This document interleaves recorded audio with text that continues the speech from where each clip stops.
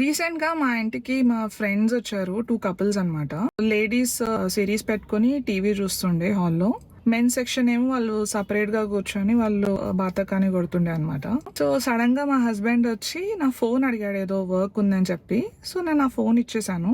వెంటనే మా ఫ్రెండ్, అదేంటి నీ పాస్వర్డ్ తెలుసా మీ హస్బెండ్ కి అని అడిగింది. యా తెలుసు అని అన్నాను. సో తను వెంటనే నాకు మా హస్బెండ్ పాస్వర్డ్ తెలీదు, మా హస్బెండ్ కి నా పాస్వర్డ్ కూడా తెలీదు అని అంది. దానికి ఇంకొక ఫ్రెండ్, నాకు మా హస్బెండ్ పాస్వర్డ్ తెలుసు, నా పాస్వర్డ్ కూడా మా హస్బెండ్ కి తెలుసు, మా ఇద్దరి మధ్య సీక్రెట్స్ ఏం లేవు అని అన్నది.